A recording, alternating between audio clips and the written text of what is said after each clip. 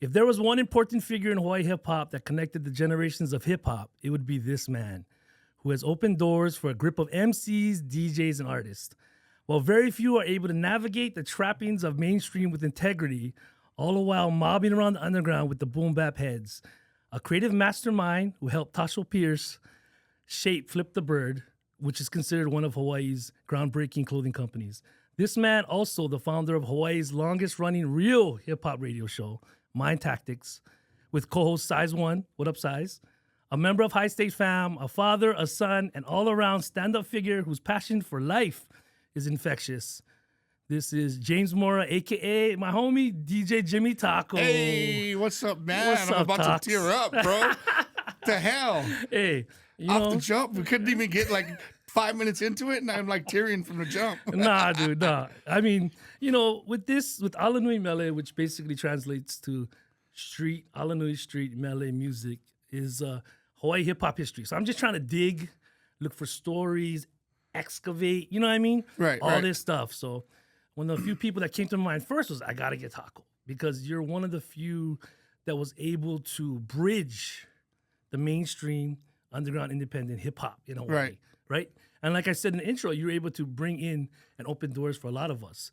What makes you, what drives you to do those kind of things? It's just life, man. I guess just my passion for life, me loving to have a good time and wanting to see everybody have a good time doing, everything, Yeah. So when you first found hip hop, was that in LA or was that in the Big Island? In LA, as a kid growing up in Wilmington, I grew up in Wilmington, which is a LA Harbor area, Long Beach, Carson, San Pedro area. Dodgers fan? Dodgers fan, Lakers fan. Okay. Born into being a Rams fan. Okay. And then the Rams left LA. Right. And I became a Raiders fan when the Raiders moved to LA, and still to this day. So you're Vegas Raiders now. Vegas, I just default. Raiders. Just Raiders. You never know. We might move to Pittsburgh like in a year and a half. So then Who it knows? was in LA then. You pretty much started like the foundation for your hip hop. Yeah, which is crazy is I used to play video games at this bowling alley in Wilmington. Oh, nice. And this dude that used to come in and would like teach me how to play Pac-Man and asteroids and stuff.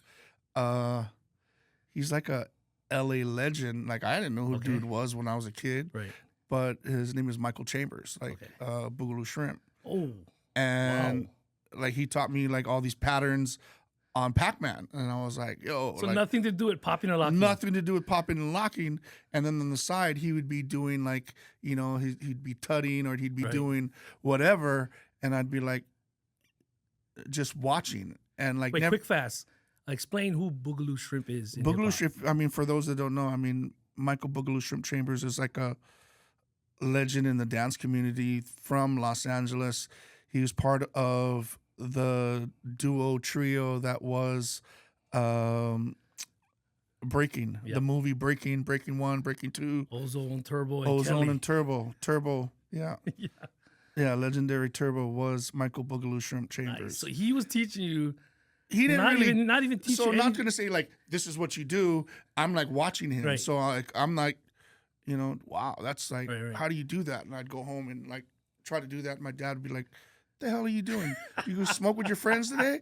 And I'd be like, "No, it's like this is how these kids dance." What year was that?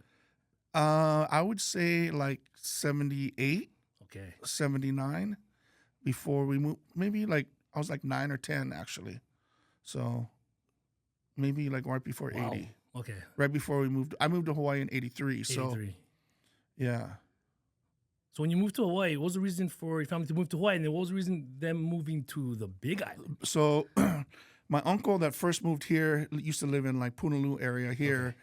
Moved to the Big Island because land was cheap in Kaʻu. Right. Like you can buy an acre of land for like $7,000. Ooh. And then my uncle knew about these kit homes that you could buy from Oregon, I believe, or Washington. Well, Ponderosa Pines. But it was like it would come it would come in a container with all your plans how to build your home. Oh. So my parents ended up building the house and the acre of land for like $80,000. Wow. This is in Kaʻu. In Kaʻu in like 83, 84, something like that. We ended up, the house was almost finished. The house was like finished when I graduated. So, Oh, wow. The first year and a half, 2 years, first summer we moved here in '83, and my dad hired a contractor, and we built the shell of the house, roofed, closed everything up, and then my mom came over like after the summer when that was all done. Well, that's crazy. How was the transition from LA to Kaʻu? Yeah. Ocean View was like crazy. Like Ocean View, like our nearest neighbor was like half a block away, so we lived like in the boonies up of the hill. You know what I mean? And now there's like neighbors across the street, next door. Right. You guys still own that land? We still own the land, Nice. still own the house. Trying to get my mom to sell it and move here. Okay. As much as it hurts to. But you don't want to move there? I would love to if I had like an endless amount of wealth and to sit there and right. I have money that can cover everything I need for the rest of my life. But Yeah. So when you're up in Kaʻu, you went to what schools did you go to, and then did you experience any hip hop? I went to Na'alehu Elementary for 1 year, 8th grade, and I went to Kaʻu High School from 9th grade to graduation. And were you like the sore thumb, like that one kid that was like different? Yes. Like when I first came, like I had like my checkered Vans from Vans. Like all I wore was Vans back in the day. Yep. California kid, it's always Vans. I'd tell my auntie, can you send me a new pair of Vans this week or for this school year or whatever. She had to send you Vans. She would send me Vans, and then I remember I think like Liberty House back then in Kona would be the only place I think that sold at one point Vans. I forget where else we would buy Vans. Was there anybody else at that time that you knew of that listened to hip hop, knew what hip hop was? Some people did, but like most of the like local kids would listen to like Capena's first album was out then, and like that's a jam. Heinzke, Word Up to Heinzke. Was Heinzke on the second album or first? I forget, but yeah. So you graduated from Kaʻu High School. Wow. And then So why do you think people think that you're actually from LA? I mean You are from there, but I represent LA pretty hard. I mean, with as much as I represent Hawaii, like I was a Dodger fan and Laker fan, and maybe I don't represent the Lakers as much as I used to, but I mean, it's okay. Yeah, Yeah, yeah, it's okay. So the transition from graduating high school in the Big Island to University of Hawaii, right? Yeah, I went to the University of Hawaii COP program.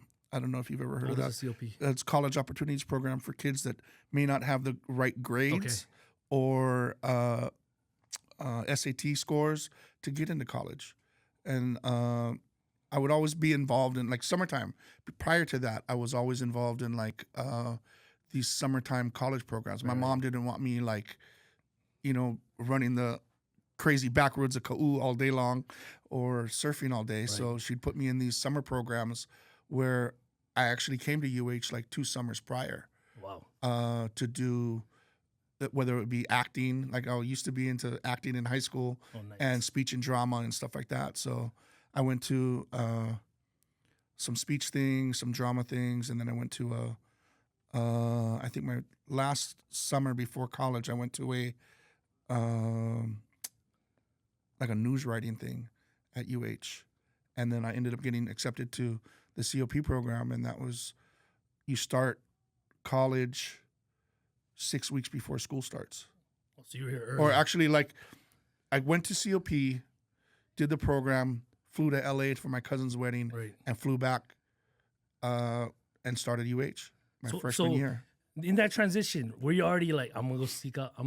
Were you like, I'm gonna find DJ gigs? I'm gonna start DJing? No, like I was still dancing, like still like I wanted to be like a b-boy, and I loved music, but never was really into DJing. Oh, so your the element that you started with first was dance. Yeah, I started with dance, and one of my friends, Ryan Kalahiki, had 2 turntables. Okay. And he had them in his dorm room, and I was like, "Oh, this is dope." He's like, "Yeah, you got to learn." And I started practicing it on his stuff, and one was like a belt drive turntable. Oh, nice. Was it a Gemini? A Gemini belt. I don't know. BD XL10 or something. And he had a realistic mixer. Okay. And then he had like one Technics. I want to say it was a SLD2 because I think my dad had the same turntable, which was a direct drive. Right. And I learned from that. I was Did he ever start DJing out or have like known as Ryan, anything else? Ryan ended up becoming a police officer. Oh, nice. Who just actually just retired like I believe last year or just recently. Yeah. So you were matched up with him straight up in the dorms. Well, Ryan was like my best friend. We'd go Sandy's. We'd go. Oh, but you knew him in the Big Island, or I knew him from here, from COP. Oh, so from we met in COP, COP okay. and we became friends. But did you know he had turntables? No, like I didn't know he had turntables until the first winter break. Right. I ended up staying with him and his family in Aikai Park, and I lived with them until it was time to go back to school. 'Cause I couldn't fly back to the Big Island at that time, and stayed with them. And he had turntables in his room, and we'd mess You around. remember what records that you first started mixing with? That he had, or maybe you bought? What was the first records you copped? Off the top of the dome. Do you remember? Off the top of the dome, the first record I ever remember buying, I was a young kid, like back in LA, and I remember buying Oingo Boingo, like something Lad. What is it? Only a Lad. Wow. And like I've always been a fan of Oingo Boingo and Homie's production, Danny Elfman. Oh wow. So Danny Elfman, like from Oingo Boingo days, he's like music, movie Composer, scores, yeah, composer, amazing. And anything that has his score on it, I'm like, I gotta watch it. No matter who the actors are. For the music. Yeah. So Oingo Boingo was your first record. What hip hop record? Do you remember? That's hard. I remember the first hip hop cassette I bought was like Jazzy Jeff and the Fresh Prince. Oh, nice. He's the DJ, I'm the rapper. And that was at where? That was in Hilo at this little record store that we used to go to. I forget what the name of the little strip mall was, but we'd always go and eat dinner and like in this like little Japanese restaurant on the corner in there, and then the record store was outside, like right on the corner.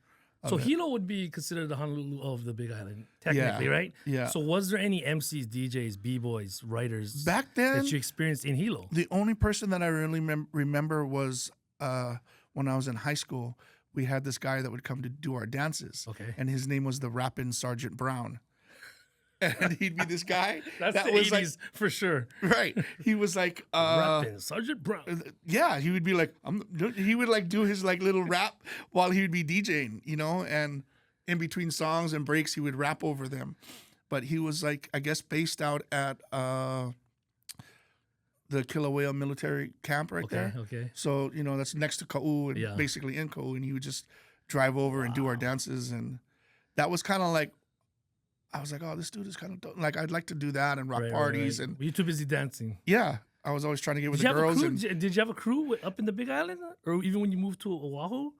When my friend, did you get down with anybody? Not really. I mean, I would go to all those Betty Moy dances back in the day and just like kind of watch everybody. Like, what is that? Betty Moy used to throw like a lot of, Betty Moy was a woman's name. And she would throw all these like dances. Is this on Oahu or Big Island? Here. Oh, here. At like Aloha Tower. Like Joho would DJ. Okay, shout out to Joho. Yeah, Joho and DJ Dream, Kevin Nakasone. They would like, Elite. Like all of them, Spaz, they would all DJ these, you know, things. And you weren't DJing back then? No. Wow, so you were just a fan. Were you even Jimmy Taco? No. I was James Mora, just like the popper locker dancer guy. Yeah. I never really had like a B-boy name other than James, or, you know, like nothing.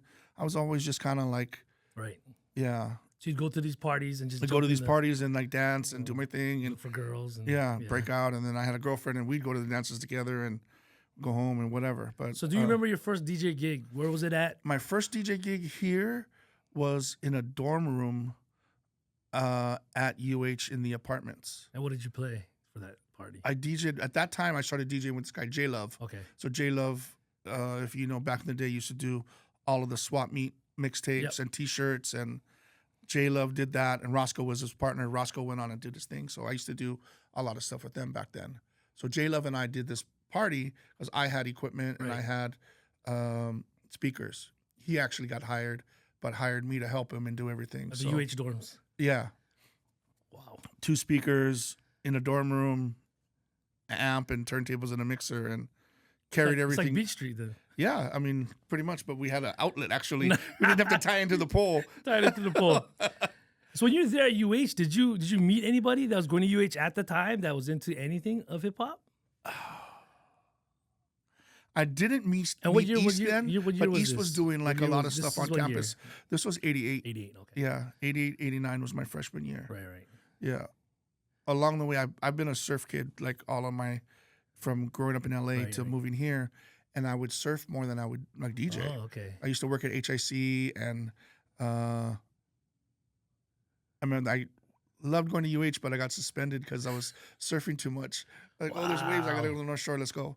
Sorry. So who do you consider that opened the door for you for as in your hip hop career, DJing wise, here in Hawaii? Here in Hawaii? Is there any figures in your head or people that you contribute? Like, yeah, if it wasn't for so and so or this and that, then let me get gear.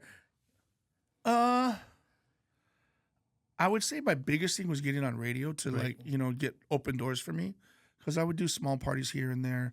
I mean, I worked at Duran Sound. Okay. So Duran Sound was like what you would say would be our guitar center, or, you know, professional audio Right. stuff then. So that kind of opened a lot of doors for me, from installing lights and sound systems in nightclubs and filling in for DJs here and there.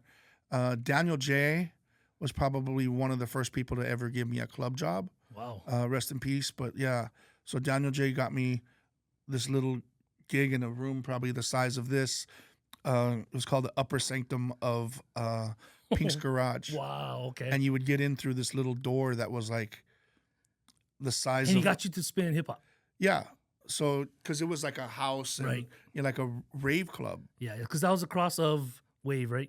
On the That was side. across of the Blaisdell. The Blaisdell. Oh, okay. That was like on the back garage. street.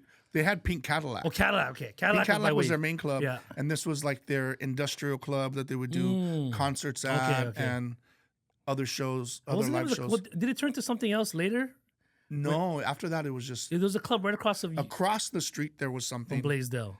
Yeah, there was like another warehouse club in front of them Yes. and then another one down the block. Right. Back So then, I think but- that was the first time I ever went to like a club / rave. It was the one right across of the Blaisdell. Blaisdell, I forget yeah. what it was though. And I was just tripping out because I've never experienced anything like that. I Right. was like, what the heck's going on? Yeah, bro, it I was was in a little room. Like I'd have to crawl through this little door, and like bring in my turntables, and mixer and my records. It was like a pain in the butt just to get there to make $50 for the night Yeah. to play for. Was a that the crowd. whole night? That was a whole night. $50. Daniel J. Hey, livicated to Daniel J. Bro. Yeah. He did a lot for Oh yeah, DJ music scene in general. You Yeah. know what I mean? He definitely down for hip hop. all genres of music. Yeah. Yeah, he would play. Yeah. I mean, would you consider him? For me, it was G Spot put me on Mm-hmm. for the raves. So I would always do the hip hop rooms. And Daniel J did the same for a lot Right. of people. And that Right. was what was that, 90? When had hip hop rooms? Remember, there used to be hip hop rooms, there's house rooms, trance rooms. Right. Yeah. So Daniel J was a big part of that. I think, because G Spot came from the main. Daniel J, G Spot. There's a lot of people that did right. a lot of those shows back. Well, Daniel J and G Spot did a lot of shows together, so Right. that brought us all together.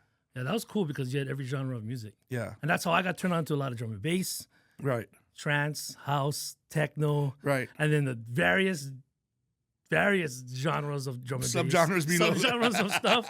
And I'll just bug out, right? And I'll Right. be like, okay, I'm back to the hip hop room and Right. DJ. But it was dope because you got to meet a lot of other people and we all got to appreciate each other. Right. You know? More or less now it's just at clubs it's just one type of music. Yeah, it depends on like kind of what DJs you see. Like some DJs, I try to do like as much open format stuff as I can to play anything from reggae to hip hop to dance music to pop music to EDM stuff or whatever. I mean, you got to please everybody that's in the crowd. So what crews did you link up with or click up with coming out of college Coming out of college, like or in college? in college, it was still pretty much just me. But like the first crew that I really like linked up with was like Danny One, like Okay. um, Was this Dan- before the A side?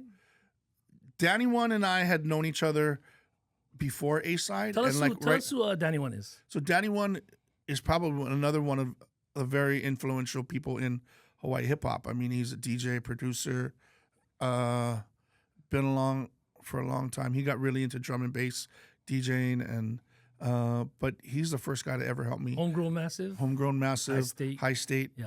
He's one of the first people to ever help me make a record. You know what I mean? Teach me how to produce, teach me how to record, and it was like on 4 tracks, and Yeah. Danny One is just like you, because Danny One, for me myself, it was Danny One, Jamal, and DMFD, and then G Spot and G Dog. Those 5 technically that kind of opened the doors for me to be where I'm at. There would be no light sleepers technically if it wasn't for them. I mean, I had a radio show, but those 5 figures really like G Dog. Let me spin it 1739. Yeah, and that was a shock because it was like 1739 was a trip back then. Pimps and hustlers and very everybody got women. together in one little house. Basically, it was like you'd go in there and there was like all these little rooms of everything. And then that's when Flash was running it, which is crazy, right? But the Flash, and I can't remember homegirl's name, but I forget who that was. Yeah. But yeah, then Flash went to the wave and he brought everybody over. Yeah. But so A Side and Danny One, you kind of, is that the same time? Around the same time. So like my homie JP, right, who does PR now and does a bunch of stuff, still DJ'd. Him and I knew each other from, he was one of the drummers and DJ for Navai ALANUI. Oh, nice. Yeah. And Lena Girl, right? Lena Girl, yeah. I'll come in grads this way. Right. And they used to come and practice at the Duran Sound Warehouse. Okay. The Duran Sound Warehouse, I had my turntable set up, and he was always there with the band. And one of the guys also in the group, Brian Chang, ended up being a DJ as well. He's a musician. He plays. He's a musician. So Brian Chang is the son of John Chang, and he produced like Peter Moon Band and like all these other groups way back in the day. So he had a recording studio out in Waianae. He recorded Navai, and as far as I remember, and they would come and rehearse in our studio.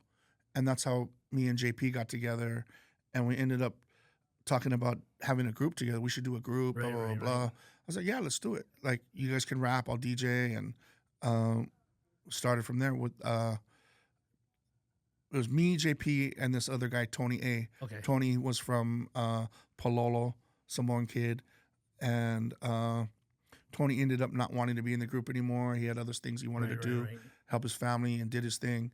And then we brought in Spaz's brother, Chili Chill. Okay. And then we brought in Mr. Chris also, and we had like 4 people in the group. Yeah, I've looked at old YouTube videos of it, and I was like, wow, that was definitely an era. We were like what would you call A-side? I mean, I always bring it up to you. Because I'm fascinated with Hawaii hip hop history, not only the like what you could say like the cool side of it all, but I want all these small groups I feel is integral because you just named X amount of people and all Peter Moon Band came out, right? Yeah. JP did his thing in the music. All those people are huge in Hawaii music. Right. And somehow they're recording Navai, but they're hip hop heads, right? Right. And then you're there practicing at Durant and you guys linked up.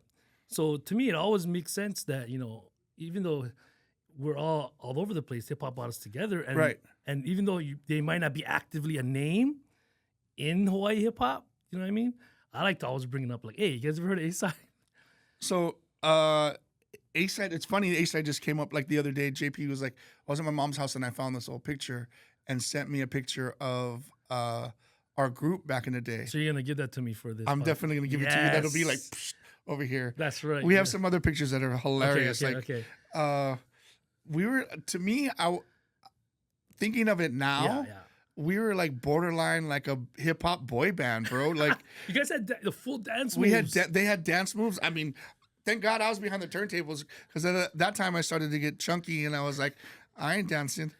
No, but the funny part is that era of hip hop, dancing was part of it. Oh yeah, 100%. Yes, like the Scoop and Scrap Lover, like late '80s, early '90s. Yeah. MCs danced, and they had dancers. Yeah. Yeah. We had dancers. We had a group. Brian Chang that I just mentioned earlier. He ended up being DJ Good Vibe. Oh, so he was like one of our dancers. Yeah. This kid Gil Doodleau ended up being Janet Jackson's dancer. Yep, there you go. I know his brother Ralph really well. You know Ralph. Yeah. Shout out to Ralph. And then man, we had so many amazing dancers that were with us. So that's what I mean. Just in A-Side alone, the amount of movers and shakers and people that are influential in Hawaii hip hop, whether they like it or they know it or not, it's huge. Just on that one Spaz crew. ended up being our manager for a while. I mean, come on now. Yeah. Shout out to Spaz. Yeah. So how did that dissolve? And then you started getting more into like, because that was pretty much like not. It wasn't even back then. Hip hop wasn't mainstream. What would you consider hip hop at that time in the early '80s and '90s for Hawaii? For Hawaii, I mean, to me, everything was hip hop. You know what I mean? Like it was music, dance, life, everything. You know, but I guess back then the pop music was, you know, hip hop. Right. It was our, you know, R&B crossed over to being part of hip hop as well. And I don't know what I'm trying to get at, but it's kind of everything. I didn't really see pop music as pop music, Right. Because what I was listening for, like, was hip hop, you know. And like They now, played De La Soul. I remember playing De La Soul, Me, Myself, Fire on the radio. yeah, And that was mainstream. yeah, that was probably one of the most mainstream songs at the time. You know what I mean? And then being able to work at KIKI for, you know, when it was cool to have like hip hop music on air. Right. Yeah, that was a good thing. And so that kind of just dissolved the A-side thing, and then you started hanging out with more. So of the Jay and I started, homegrown- I mean, I started hanging out more with Homegrown Massive and, you know, listening to Danny Yeah. and trying to learn production Who's from in him. Homegrown Massive? Danny Danny one? was, Jamal was part of that. Right. Um, Jay, he's up in the mainland now. He DJs. Is he part of Homegrown Massive? Which I think Jay? he spins at the strip club. Chris J. Chris J. Yeah. Yes. Chris J and Laiku was always like a part of, you know, Can I music. say that at PBS strip club? Yeah, I mean, I'll edit it out. at a gentleman's club. Gentlemen's club. Man, So you weren't Big part Wayne. of it. You're just Yeah, Big Wayne. screwed up with those guys. Stan, One Night Oh, Stan. Stan. I remember. So I have my first radio show I did. I have Okay. this intro Right. that they did for me. I wanted to call it Sports Night Right. because back in LA when I was a kid, our dances used to be called Sports Night, and you know, dancing, music, hip So hop. this whatever. first radio show was on what station? It was and what I year pitched. Was that? It was what I pitched to I-94 back in the day as a hip hop show to be late night, you know, Yeah. and it was called Sports Night.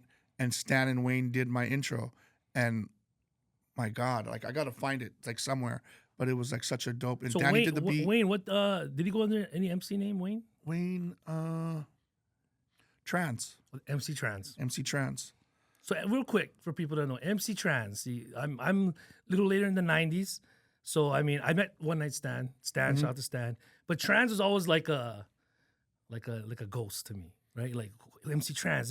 So explain to us Trans who wasn't MC like a guy that Trans. would go out all the time or do, you know, Trans would be like in the studio with his family, he had kids and doing his thing and doing music. And Danny was like the DJ, Trans was the MC. That was like, Wow. to me, that was like our headliners of our crew. You know what I mean? Because Danny had the dope beats. Trans Like was the just, premiering guru, I guess you could yes, say. the premiering guru of Wow. high state How hip did hop. Trans pass? Motorcycle accident. Ooh. Yeah. So One Night Stand was crew, but he wasn't. It was more like Danny Trans, Danny, Trans, Woes. Primo Guru. You know, Okay. Aaron was a part of that before he, you know, really, I mean, I'm sure he was always an artist. Right. But before that, he was Timer. Timer Wolves. Yeah. So Timer Wolves used to hang around with Homegrown as Yeah. well.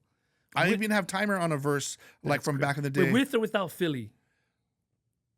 Probably without, right? I kind of want to say without, Right. but I mean, I remember Philly from back in the day Right. kind of not as well as I remember. Wow. So Yeah. Wolves, aka Timer, was down with Homegrown back then. For a minute, yeah. I mean, they would hang out in our Right. studio, and Yeah, you yeah, know, at that point, me and Danny One had a studio in Mapunapuna, Okay. in the back of Duran Sound. Okay. Min One would hang out, and DJ Min now is DJing on Min- what station now? he's on Power 104.3, I believe. Shout out to DJ Min. Yeah. He's a big figure for me. A Yeah. huge DJ. Went to New York, did his thing, came back home.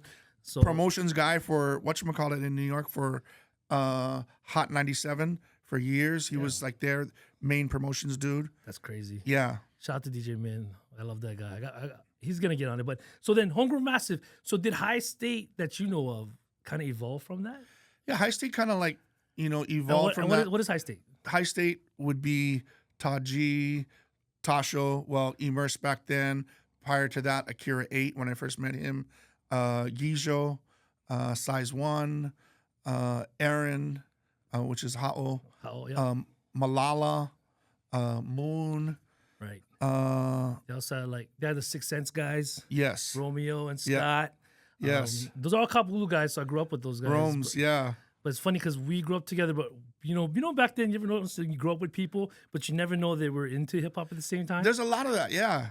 Yeah. Now that we're older, I'm like, no, oh my God, I remember you from back in the day Yeah. and seeing you, and yeah. But we used to play football together. But you're Yeah. an MC or you're a DJ, like, oh, dang, I never knew if we knew that, you know? Yeah. So High Stake, they kind of, I mean, it felt out when I first met Danny One. It felt like he was like the elder statesman that kind of created this whole new wave, and he brought in all the Nakas, the Right. Hunaka cats, Right. which is High State, and then they had their sub crews, you know what I mean, Sixth Sense and VM. Right. Shout to Vandalous Buzz. Minds. Yeah, so that was like to me when I first met them, because we're the same age, but I grew up all over the place, and I went to Kamehameha, which we had no hip hop at the time, and Oh, you guys had all the poppers. the from back- older, that was older. Yeah. In the 90s when I came in, there was like, I felt when I got there at Kamehameha, which I'm dating myself in 90, I was like you.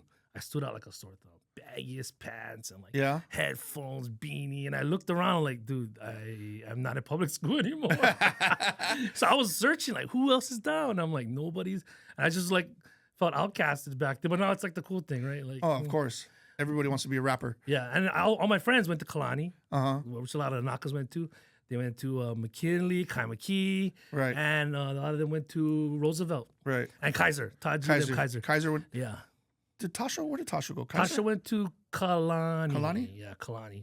So what was your role at High State? Or you?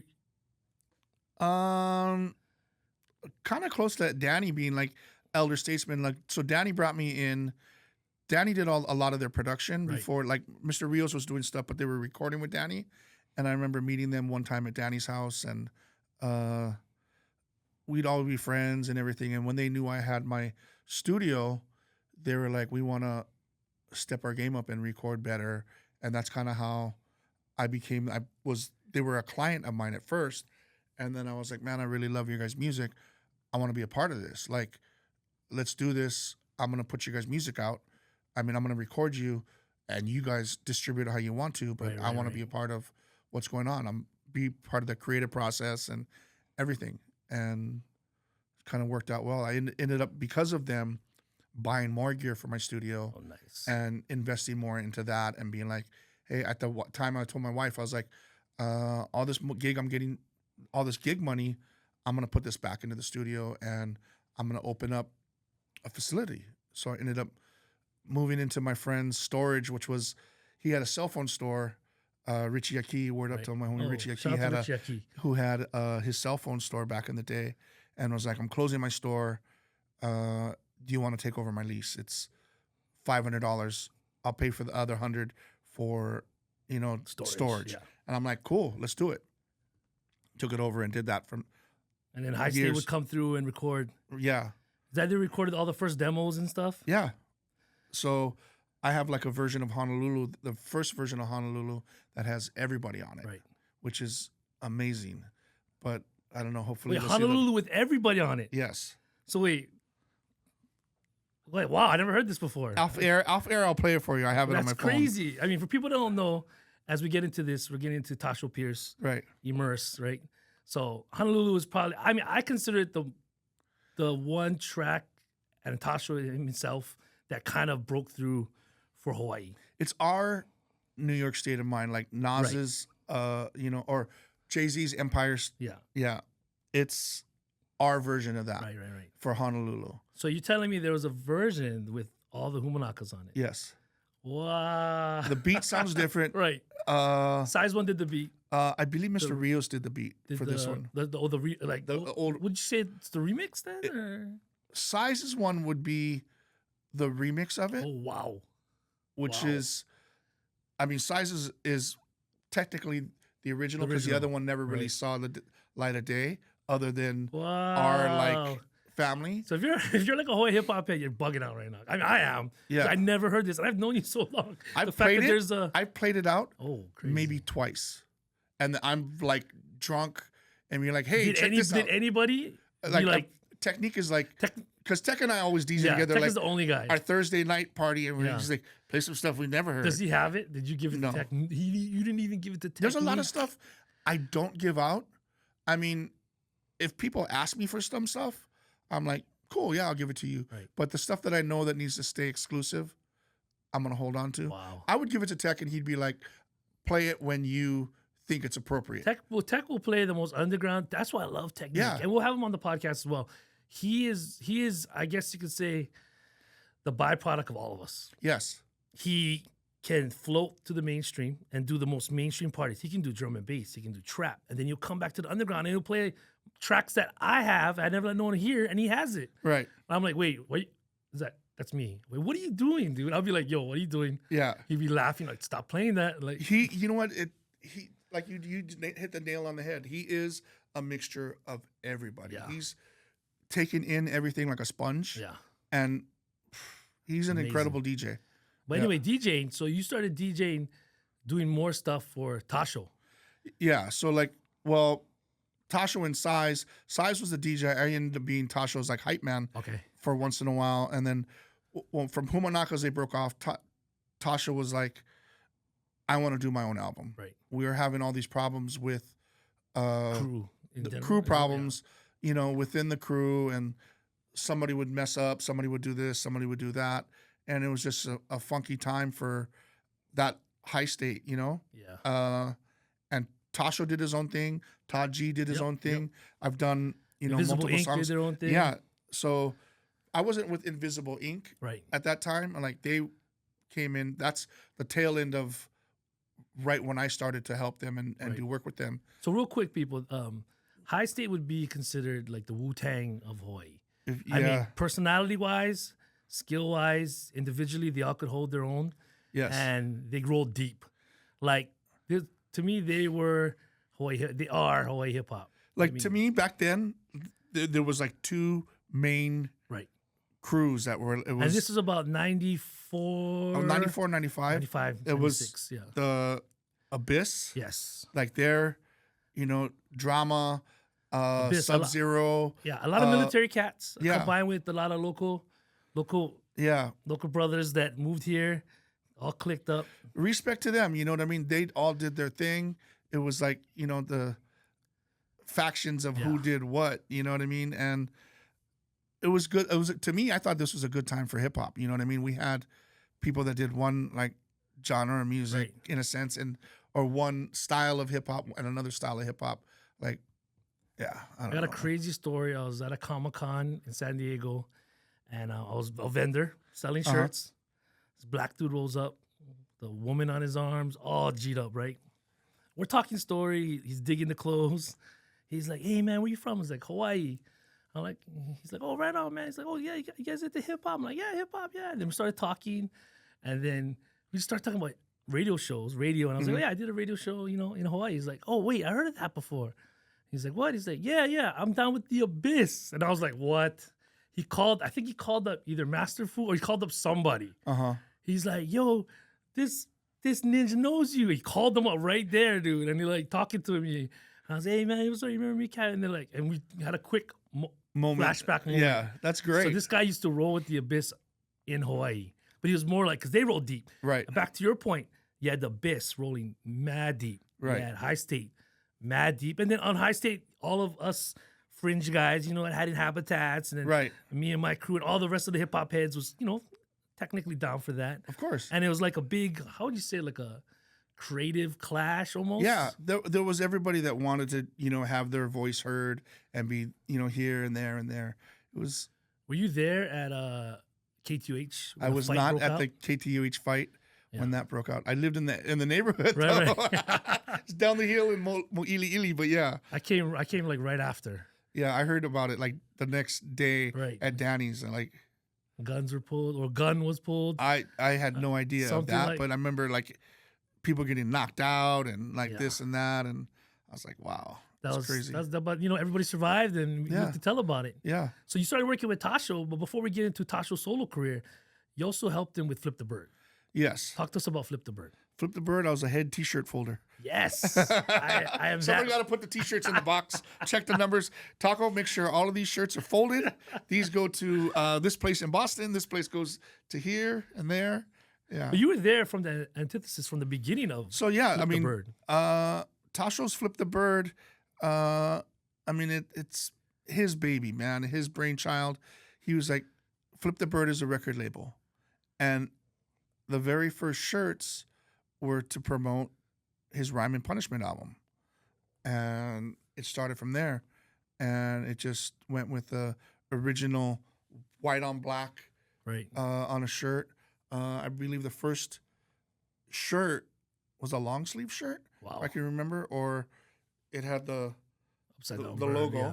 and I think it on the back it had like Tasho Pierce or Immerse Rhyme and Punishment. Wow. I didn't know. I thought he started it before then. So it's actually to promote Rhyme and Punishment. Yeah, And then he just kind of took it with and him. it just like the Gucci once he did the Gucci Bird Yeah.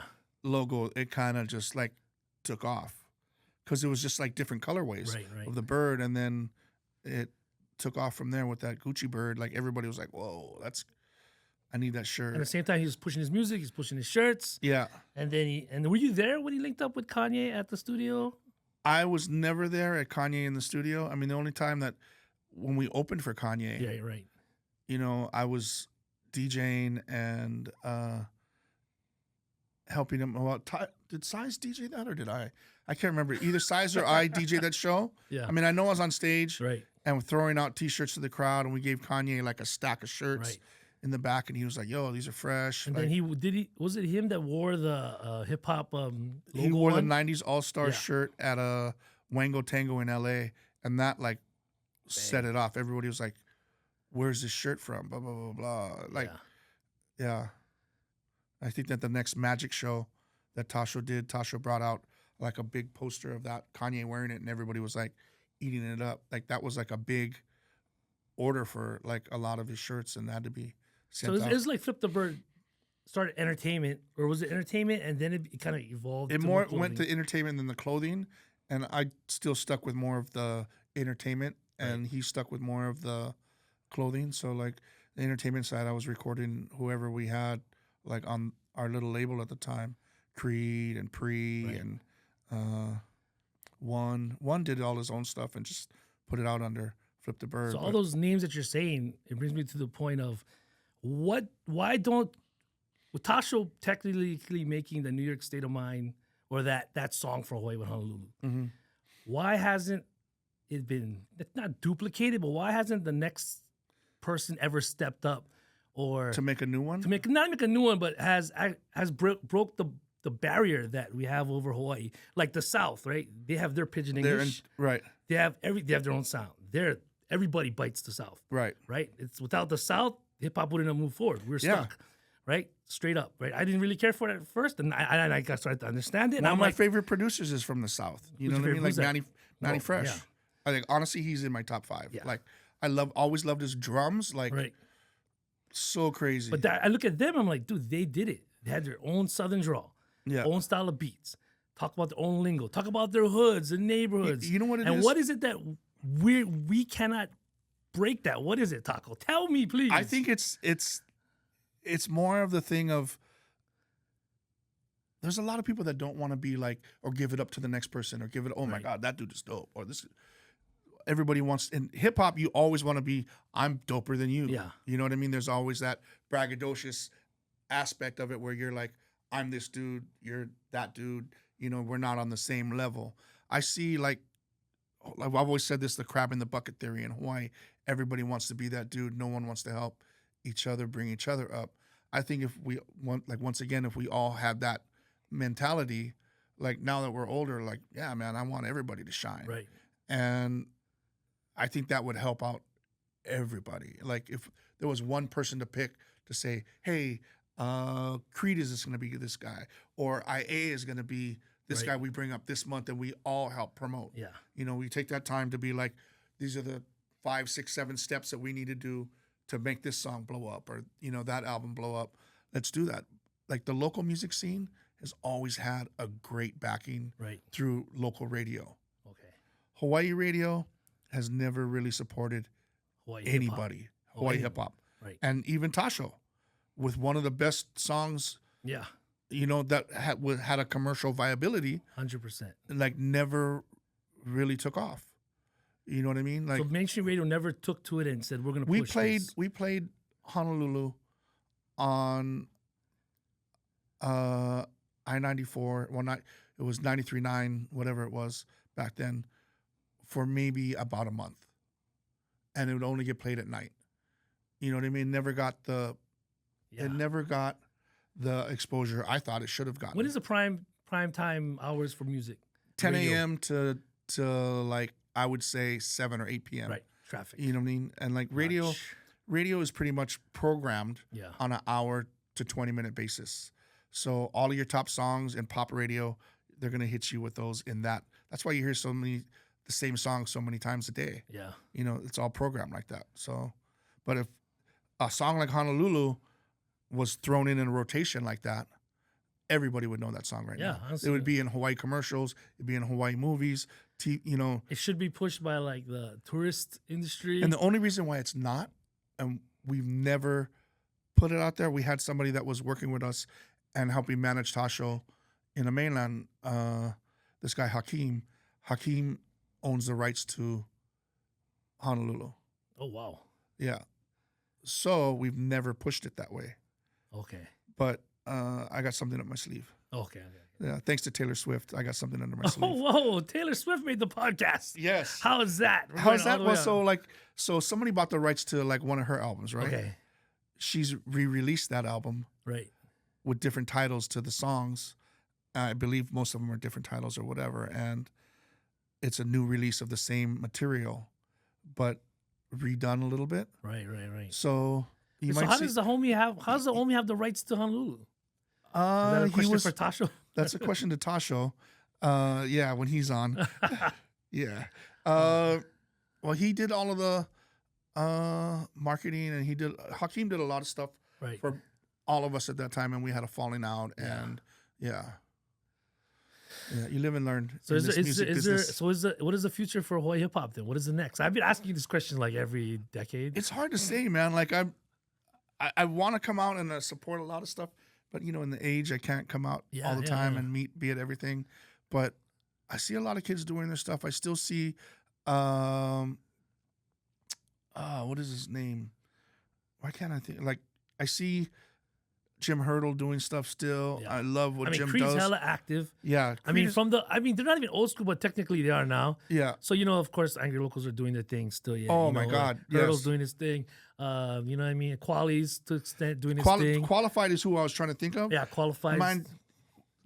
The mind that he has, and Yeah. to listen to what he does, he's like one of my favorite Oh, artists. I want to say like him, and the work ethic that like Osna has, Right. because Os is like all over the place, Yeah, DJing gigs, filming stuff, producing stuff, rapping still. He's like Right. all over. Because you got IA still doing his thing. Oh yeah, Heavy. Creed. I mean, IA and Creed, hands down, right off, straight off the jump. They're like putting out quality yeah. music. And there's a lot of people that need to put out their music more. Yeah. My son produces, and I'm like, put it out. Or, That's always been the case with, in general. I always tell people, what are you doing? Just put it out. Who Yeah. cares? Who cares? You can't care. my 'Cause son has nobody's- this flip that he did with a Rebel Soldier song, and I'm like, yo, like, put that out. Like, Yeah, do something yeah. with that. And then like Spaz's son Jojo Oh, yeah. produces. He does a lot of stuff now Yeah, with Creed, man. and Yeah, dude. yeah. He's on the right path, definitely, for sure. it's JP's son is DJ now also. His The name next is generation. it's the next generation of all our kids. It's crazy to see. That's like- awesome. Because then, I don't know how it can't be dope. I feel like I had to skip the generation. Yeah, Like, because they're kids. So, like, like JP's kids, JoJo, all Right. those cats, feels like there was a generation before them that might have got lost. yeah. I mean, Now, these kids have a mixture of everything plus what not to do, I feel. yeah. And hopefully they can take the torch. Because between you and me, like, man, I felt like we did as much as we could to, like, give. right? We and have. continue too. You know, Yeah. All we can do is hope and pray that the next generation pushes it. You know what? I know they will. I think, as local kids, we always have that. There's always been that, I'll get this done tomorrow. Yeah. Or, even myself, you know what I mean? Nah, maybe it's not too good. Or You think the Hawaii laid back mentality has Yes. a big effect on why Hawaii hip hop has not broken through that ceiling? Yeah, a lot. The hang loose. Oh, next time I'll do it. Nah, no one gonna like hear him. Nah, maybe Right. not. Like, I mean, I've done it myself. Like, I've been like, sat there and made a beat all day and be like, nah, and just delete it. Or like, I probably have like 80 or 90 beats on my MPC that have No- never seen the light of day. Size has heard them. Maybe Tasha's heard a couple. Like, I don't really play too much stuff for a lot of people. because I know you got heat, but you've never been out there be like, I am a producer. It's more of just me wanting to like have fun. Like sitting at my MPC with my headphones on which I rarely do now Right. anyway, but that's always been like my release to myself in the studio. And then I have other people come in Right. and I'm like, oh my God, like I can't do anything like this. I've never made a song like that. Yeah. Off top of the dome, top 3 Hawaii producers and why? Size, number one, definitely. I mean, Chris J, and Laiku as a team. Man, Mr. Rios is like always like been dope too, but I gotta say like Michael Grande, like Michael Grande. yeah, Doesn't he ring a bell? he's been like a keyboard player, producer. He's produced a lot of stuff, and as well as, why can't I think of other homie's name who's a Kamehameha graduate that's produced like local music for years. Oh, wow. Man, I can't think of homie's name. It'll pop into my mind later, but Look at it. yeah, Top 5 Hawaii MCs. wow. In no specific order. In no so no one gets specific hurt. order? I'd rather have people be like, yo, I want to be Tacos 1. Straight off the dome, just give it to us. Tasho, I've always liked Buzz's voice. Yeah. Buzz is ill. Like how he comes in with stuff. It's like, all over the place. And Well, a quick story about Buzz. I met Buzz in a cypher one time. And I was like, who the hell is this? And it was just like, this guy's on like some, like it really was some Yeah. alien technology, alien transmitting. And I'm like, this guy's like the illest, like the illest. And he was nonstop. yeah, If you guys don't know what it is, a cypher bully. Yeah, he was a cypher bully, meaning like when the rhymes would go around the cypher, he would not let you breathe. right. He would not give it back. It's hard, man, to do the top 3 because there's like Top 5. Because there's like Omega. Yeah, 6 is sick. You know what I mean? Like, and freestyle wise, I gotta really give it up to Osna. You know what I mean? Like Os is like so creative after watching their battles. Yeah. Like it was crazy. A crazy story is I very first heard like Osna's beats. Right. Well, he did an album for Spaz, and when we started to work with Creed was like, "Oh, Osna's gonna produce my whole album," Right. and I was like, "No, he's not." He's like, "What do you mean?" I was like, "Bro, like I heard the album he did for Spaz.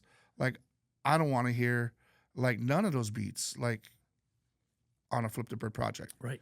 I mean, because I was, I want this to be Flip the bird. a Flip the Bird, a hip hop album. Right. I didn't think the beats at that time that he made for Spaz were like anything. He's like, "Well, I'm gonna bring the beats over to your studio. Let's listen to them." Came to my studio, and I was like, "This is Osna," and he's like, "Yeah," and I was like, every single beat, I was like, Yo. "Oh, I'm sorry, bro. Like, Os, I'll tell you right now, I'm sorry that I thought about that back then. Yo, you're No, sick." I think we all did. Like Yeah. he knows it too, right? Yeah, But like once you get to know him, and I think he's just a hustler, man. And he's Yeah. a sponge. Yeah. That guy is a savant. Yeah. Idiot savant. Like literally, like he just like his brain. Yeah. It's not he's funny, but that funny is almost like a defense for how smart he is. yeah, And like lyrically, he sent me beats because we did a track together Mhm. and never made the light of day. And I was like, what the heck? And I was like, yo, Osna got beats. And it's Yeah. like he can do no wrong. So okay, If there was ever a time to put your shoe in your mouth, that was a time. Oh yeah. No, I will always give people their Like, props. I would be yeah. the first guy to be like, To me, that's like the biggest person that I feel like I need to give his props to, like Oh, as well as yourself, man. Like, you know, back in the day, there was always this like we said earlier, there was like this high state. There was all of the Viet, like everybody had their thing where we were like, we're this side, we're that side, we're doing this, and we all butted heads on whatever it would be.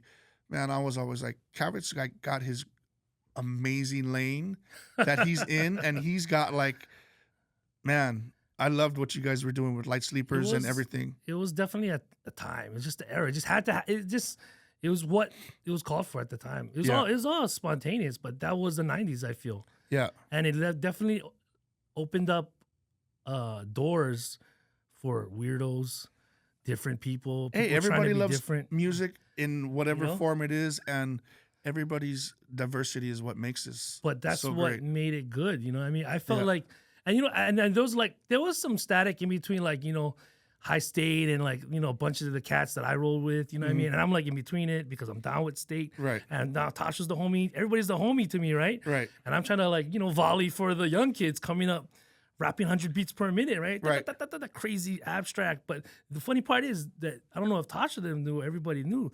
They were fans of Everybody loved each other, but nobody wanted to be like, we love each other. Nobody wanted to give each other their props back then, you know? some of the masculinity of hip hop was Yeah. like, we didn't want to show our sensitive side. Yeah, now we're like, come here. Let's do it. We're 20 years late. Let's do it. Right. But I mean, so top 5 DJs in Hawaii. Any Top genre, just quick. Yeah. DJs in Hawaii, Excel, Compose, Delve, Technique. Man, there's a lot of DJs in Hawaii now that are like, man, amazing. It's one of my good friends now lives in Hawaii, from the mainland. Yeah. Vice lives here. Oh, and- crazy. Yeah, and he still travels Yeah. all over the place like weekly, Right. but now calls Hawaii his home. So Real quick, top 5 writers, real quick. East It can't be hip hop without. East Catch, Woes, Slick. I know I'm probably missing somebody else, but you know, all of the other old school cats that used to get up and, you know. Okay, before we close out the podcast, give us one gem or jewel. One gem or jewel. Drop us the diamond here. I want to hear something from the mind of Jimmy Taco. From the mind of Jimmy Taco. I mean, I've never rapped, so I don't want to start. I wouldn't do good on any other podcast where you're supposed to rap at the end. Yeah. No freestyles. I would say never sleep on yourself, man. Like, just be confident in what you do and love what you do. If your heart isn't in it, then don't do it. I mean, if your heart's in whatever you want to do, yeah. Actually, you know what comes to mind is my freshman year in college, I had a what do you call it? The dorm advisor or whatever. Dorm advisor, yeah. Yeah, gave me this quote, wrote down for me, and it was like, "It's not what you are that holds you back; it's what you think you are not." I know it's a famous quote by somebody, but that's always stuck with me. DJ Jimmy Taco said it. That's how famous it is. Shh. Well, We'll leave it at that. It burnt your brain to a point you literally remember. Right. I mean, that's one of the only things I've remembered throughout my life. I mean, it's always helped me through a lot of stuff when there's like hard times or whatever. It's like, pick yourself up. It's not what you don't think you are. You can do it. So that's what's up. That's what's up. I'd like to thank DJ Jimmy Taco. You can catch him out and about. What's your socials? Most of them are at DJ_Jimmy_Taco.